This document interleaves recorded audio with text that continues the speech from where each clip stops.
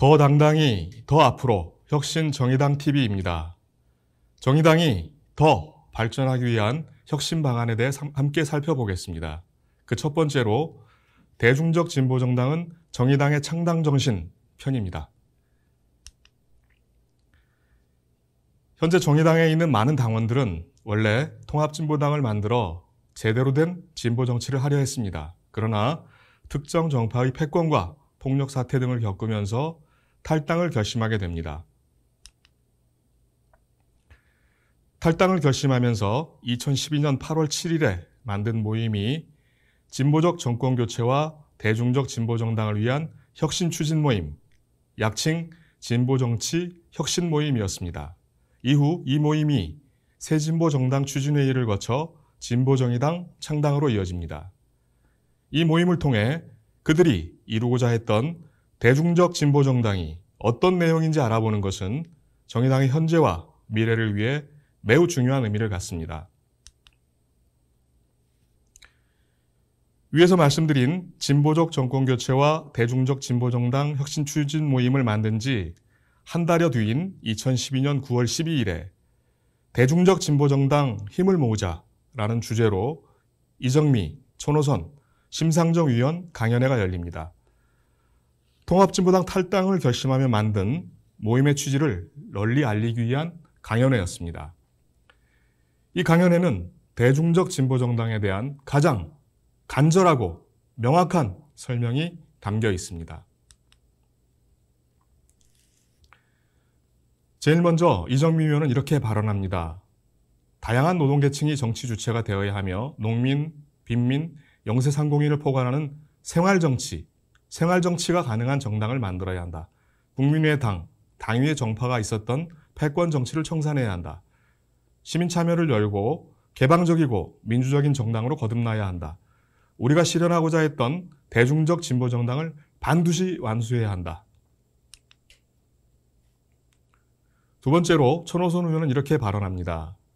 통합진보당에서는 불가능해졌지만 여전히 대중적 진보정당이라는 숙제를 가지고 있다. 대중적 진보정당은 첫째, 생산직뿐만 아니라 다양한 노동의 형태를 폭넓게 인정하는 노동중심성의 확장이 필요하다. 둘째, 대중적 진보정당은 시민적 권리의식과 주체적 참여의식을 갖는 시민참여민주주의 정당이 되어야 한다. 여기에서 시민이란 노동자, 농민 등을 제외한 소시민을 의미하는 것이 아니라 일상적으로 다양한 주제, 다양한 방식으로 정치에 참여하는 주체로서의 시민을 의미한다. 세 번째로 심상정 위원은 이렇게 발언합니다. 새로운 대중적 진보정당을 하면서 유념해야 할 두 가지가 있다. 첫째는 진보정치 본연의 사명에 충실하고 지혜와 용기와 능력을 국민들께 보여드려야 한다. 둘째는 서클주의 정치를 지향하고 가감없이 당내의 모든 것을 국민들에게 공개하고 대중적이고 투명하게 당원들이 진성당원으로서 목소리를 내고 참여하고 결정해야 한다. 그럴 때만이 새로운 진보정당 건설의 길이 큰 추동력을 가질 것이다.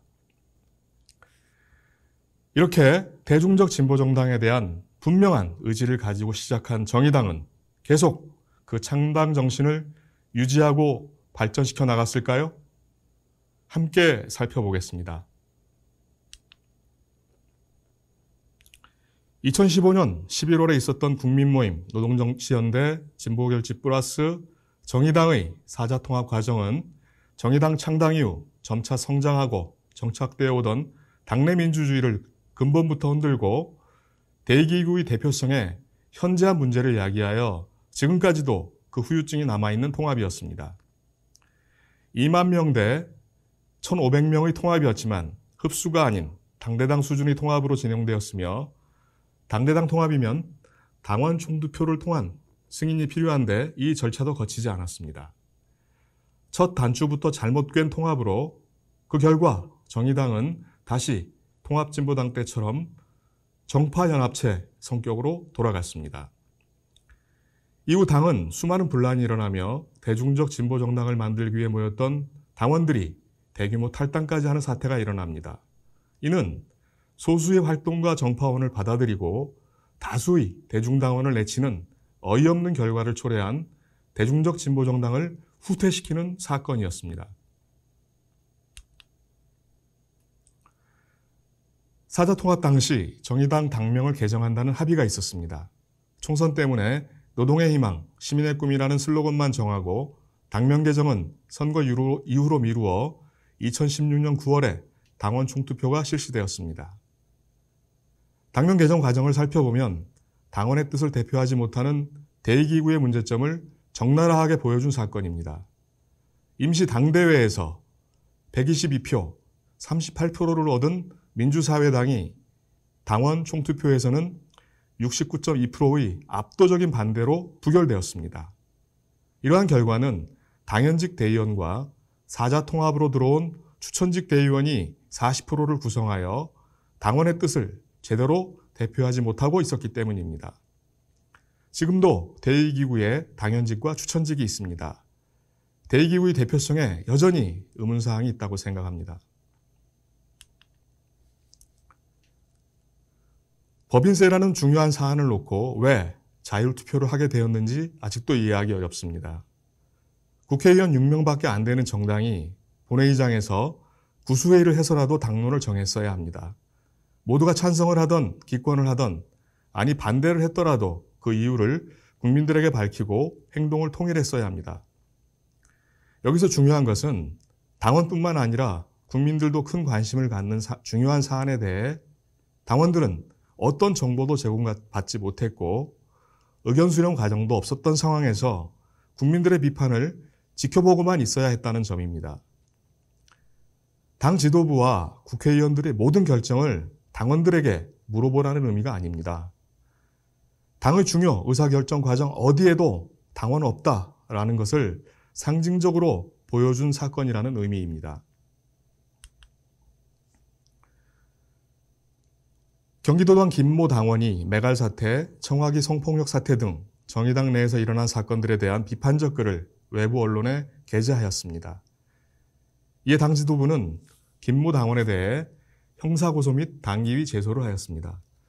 다행히 당 차원의 고소는 취하되었지만 당기위원회는 당원권 정지 3년의 징계를 내렸습니다. 사회적 갈등을 조정해야 할 정당이 당내 문제로 당원을 당 밖의 사법기관에 고소했다라고 하는 것은 당 스스로 무능함을 드러내는 부끄러운 사건이었습니다. 동성애가 싫다는 제목의 글을 썼다가 혐오주의자로 낙인 찍히고 징계를 당한 당원도 결국 탈당을 했습니다.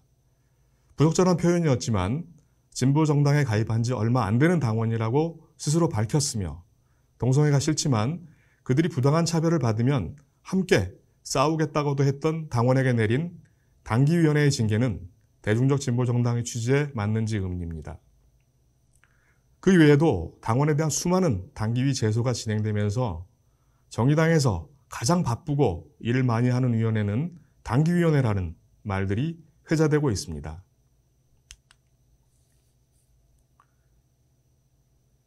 정의당 당대표는 가히 무소불위의 권한을 가지고 있다고 해도 과언이 아닙니다. 부대표들도 모두 대표를 보좌할 의무만 가지고 있습니다.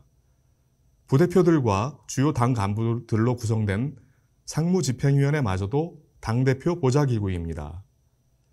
상무집행위원 다수가 찬성해도 당대표가 생각이 다르면 당대표 생각대로 결정되는 구조입니다. 당 홈페이지 개편을 위한 온라인 소위원회가 구성되어 2달간 협의를 해서 만들어낸 홈페이지 개편안은 혁신TF에서도 승인을 받았고 상무위에 보고되어 특별한 문제 제기가 없었습니다. 특히 당원 관련 메뉴는 온라인 소위원회 다수가 로그인하지 말아야 한다고 의견을 냈으나 당대표가 혼자 로그인하는 것으로 결정을 했습니다.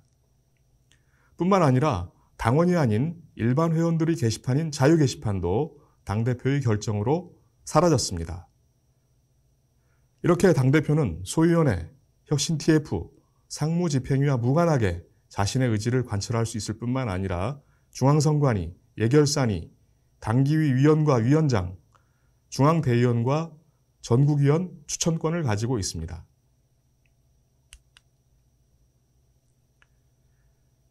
다시 시간을 거슬러 2012년 9월 12일에 대중적 진보정당 힘을 모으자라는 심상정, 천호선, 이정미 위원, 강연회로 가보겠습니다.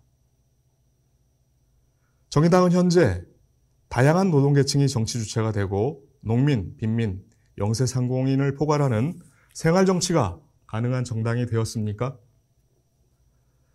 시민적 권리의식과 주체적 참여의식을 갖는 시민참여 민주주의 정당이 되고 있나요? 당내의 모든 것을 국민들에게 공개하고 대중적이고 투명하게 당원들이 진성당원으로서 목소리를 내고 참여하고 결정하는 당이 되고 있나요? 현재의 정의당이 이정미, 천호선, 심상정이 하고자 했던 그 대중적 진보정당이 맞는지 정의당을 아끼고 사랑하는 모든 분들께 질문드리고 싶습니다. 이상으로 혁신 정의당 TV 첫 번째 편을 마치겠습니다. 감사합니다.